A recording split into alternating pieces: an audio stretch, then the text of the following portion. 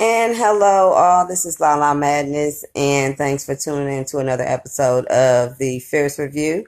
This will be episode 12, and we'll be discussing R. Kelly and the inspection at the studio, and also updates and his parting with Sony Records. So, and we'll get right into it. You know where to follow me at YouTube, Twitter, Dustspot, SoundCloud, and Instagram at Lala Madness. Also, send your music submissions to lmfiercereview at gmail.com for lalashouseofmadness.com. All right. And first, we'll start off with the fact that R. Kelly and Sony Records have parted ways. So, since the Surviving of R. Kelly series has kind of come out and about, now they pretty much have started ways and basically taken him off the record label and removed him from the website as well. So his career pretty much started under Jive Records. Now, keep in mind, Jive actually became a part of Sony BMG, which is still Sony. And he was recently signed to RCA, which is still Sony. So at the end of the day, Sony and RCA has already put his future music on hold from being released until this issue with the Surviving R. Kelly series, with all the information that has come out, is actually resolved. Go figure. Now, he did state in an interview a while ago that he did have 40 more chapters of the videos of his Trapped in the Closet series, which he left off at chapter 33 in 2012. Now, depending on the legalities, he might or might not be able to release that. So that's going to pretty much depend on, if he did that as an independent artist, what records and rights and all that he has as far as songwriting versus what he can release through there. Or if he just decides to release it independently, that would totally be up to him and any legalities that pretty much may or may not be holding that up. So, and now pretty much artists are pulling their music from him, things that he's featured on like Celine Dion and Lady Gaga. Now, they can't have that. Lady Gaga and Celine Dion is not trying to have your messy shit going on, R. Kelly. They need all their ticket sales. They be selling out all their concerts, folks. Is coming. At the end of the day, R. Kelly, stop playing. That's just, you'll be all right, but they got to keep eating. All right. Now, the Brat actually, and a couple people have come under fire because the Brat has defended R. Kelly and is now, where she has stated, where were the victim parents in that situation? Now, at the end of the day, where they at? We do know that the one female, Joycelyn Harris, or whatever her last name is, Joycelyn, she, her parents are active in trying to find out where she is. However, it's kind of difficult if they end up being an adult. They're grown. You have to go so many hours or days or whatever from being, from saying you're kidnapped. And then from there, if you happen to say, I'm okay, then you don't know kind of if they are, if they're not, if they're being held at, gunpoint or whatever have you. You don't know. So, that is tough on the parents. However, it's still a true statement. Like, I don't give a damn. You kidnap mine, I'm coming. I don't give a damn, R. Kelly, the manager, whoever. Like, I'm going to find out where you at, and I'm going to come. Like, and I'm bad enough to probably come by my damn self because that's mine. I had it, and I'm going to walk through the door to come get it. I don't give a damn whether they under duress, whether they want to be there. Nigga, you going to talk to me and tell me that's what you want to do away from all this bullshit right here, and you going to give me that opportunity to do that with my child. I don't give a damn. Okay, but now the Brat is basically going under fire for saying that. All right. So, what really has to hurt the most in all of this is that Jaquise is saying that he's going to remake all of R. Kelly's music so that people can still hear it, since they are pulling it from various places. Now, he already heard it somewhere in the industry buzz. Okay, he had to, that the stuff was going to be locked down. And guess what?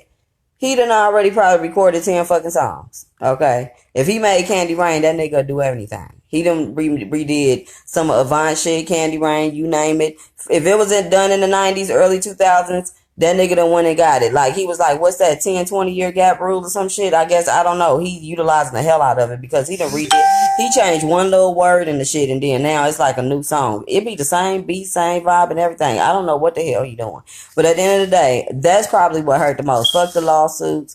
Fuck that your name is smeared. Fuck all that, R. Kelly. What you mad at is that Jaquise is trying to redo your shit. That hurts. That's enough punishment. Right there. Okay? Okay. Now, Facebook has also taken down the page that R. Kelly had to dispute the claims because he posted real text messages with timelines of the chicks calling him daddy and all of that, saying, boo, yeah, miss you, daddy, where you at? Okay, so whether they brainwashed or whether they doing it on their own, we'll never know. But at the end of the day, he started posting them shits, but they said that was a violation of the people's privacy and for their safety, blah, blah, blah, blah, blah. Okay. Now, R. Kelly's manager, oh, yes. Facebook was stating that they wanted to protect the identities of the people because he did release their names and phone numbers and things of that nature that came along with those messages. And the people went on the show, so the identities were not withheld. So I'm confused about that. That is true. So how are the identities? Clearly, they know who they are because they're discussing them on the show. They have their pictures. They have background information on these people, the same people that he was releasing the messages about. So now at this point, it's no longer, we don't know, or we trying to conceal the identities because the identities is out there. Y'all told it on that damn show that I refuse to watch because I ain't got that many hours of my life to spend on that shit. I'll catch up with what's going on with it as y'all tell me about it. And the rest I'll just catch in the news and report on it like now. Okay. So now R. Kelly's manager, James Mason, turned himself into the Henry County, Georgia police on a terroristic threat warrant stemming from a 2018 incident and a statement given by Timothy Savage, which is one of the victims, Joycelyn Savage's father. So he stated that the manager had told him, who would be James Mason, told him, I'm going to do harm to you and your family. When I see you, I'm going to fucking kill you. Now, what I don't understand is who the fuck in their right mind will make it that plain as day and say it in that context. I'm going to kill you when I see you, blah, blah, blah. I mean, if he was dumb enough to do that, then so be it. Like, I ain't never seen no nigga say all that and not do no action behind it. I don't understand. Okay.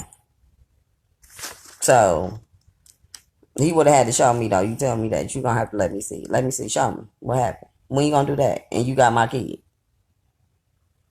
What parking lot you want to meet at for this to happen? Because I'm gonna meet you halfway. I might come all the way to your crib to give me the address. Okay? So, they wanted to got a police report. Now he ended up going to turn himself in on those charges.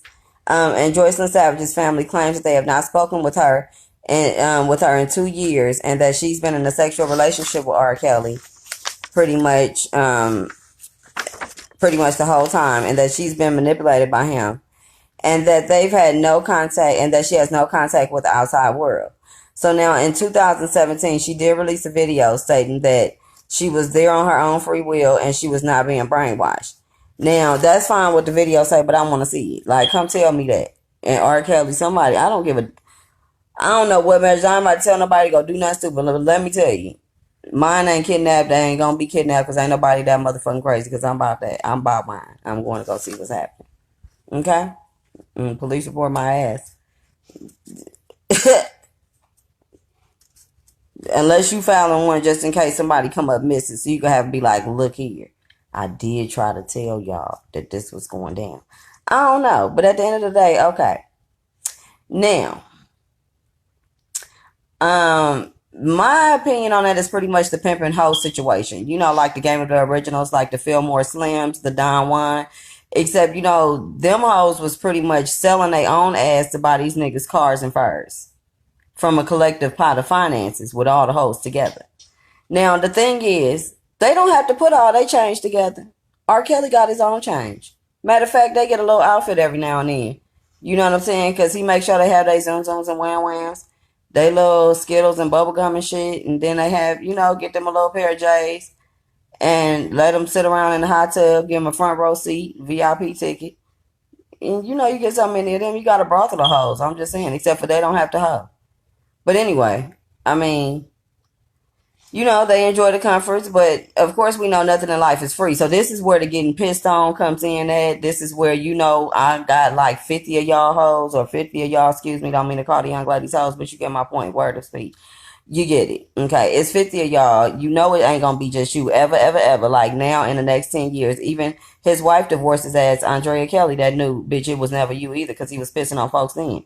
So now, you know what I'm saying? Allegedly. Oh, I'm sorry. Allegedly. Right. So he was allegedly pissing on folks because he wasn't convicted of that because he tried to say it was his brother or something back in the day. They never could really say if he was with or fucking Aaliyah while she was underage or not because there's no real, like, they not her pussy. So they can't really tell you whether that really happened or not. So at the end of the day, you just have all these allegations or all these things that he can't be really convicted of to a certain point. But then now, he's still selling out concerts with bitches talking about steal me, take me, put me in a dungeon. Like, what the hell? So R. Kelly ain't gonna stop selling out. Jackie's trying to remake everything, and, they just enjoying the collective R. Kelly pot of finances without having to sell no ass and with R. Kelly basically footing the bill and being able to do what he want to do, whether that consists of pissing, you paying somehow. That Zoom Zoom and Wham Wham is not free. That ride that you riding in, that little private security you got when your mama calling and you can't reach nobody and can't nobody reach you, that ain't free. You paying for that too, somehow. With all this fuckery that's going on. Nothing in life is free, remember that. Okay? All right. Now, they did go ahead and now his Chicago studio was ordered to actually have an inspection done on January 16th, 2019, which that actually has happened. Now, they did want to determine if people actually lived there or if it was just a studio, which it was supposed to be rented out as. That's what it was rented for, a studio. Excuse me, a recording studio, that is. Now, the inspection was ordered after R. Kelly owed $170,000 in back rent to the owners of the building that is now up for sale. So the building is actually now up for sale. However, he did owe back rent on that. And how the fuck do you get $170,000 behind on your damn rent at your studio, nigga? What? Okay. As of today, the company has not responded to questions if the debt was paid or not, but there were no evictions filing on the unit as of yet. As of today, this date right now, there were no eviction filings as of right now, and the inspection has been completed. Now, during the inspection, the determination was that there were some stairs that needed to be fixed and the small code things here and there. And there was a certain time frame that they gave them in order to complete the repairs. Now, they also stated that it can be used as a studio from 9 to 5 only, and that is to remain closed until the repairs are made. So that's just in case, because they thought that somebody may have been living there instead of you recording there. Anyway, so that is pretty much the tea and an update on what has been going on with R. Kelly so far. You have the building inspection that happened. Of course, that's petty. They want to shut it down. You can't do no recording and none of that until that's fixed, all because we mad at you because we gonna get a conviction on something. They don't give a damn. They gonna ride your ass until you gone something. They done took away your recording contract. They trying to vault all your damn music. There ain't nobody trying to play them shits. People pulling all their stuff back from you. So I don't know how this gonna turn out for you, R. Kelly. I really don't. I can't tell you. But at the end of the day, I think they gonna continue to fuck with you until something happens to you other than your music not being played. Because you could go independent. And then, you may get blackballed or whatever. But, nigga, you better push that shit on a mixtape like everybody else do. I don't know what the hell you gonna do. The R. Kelly mixtape. It might be the first one.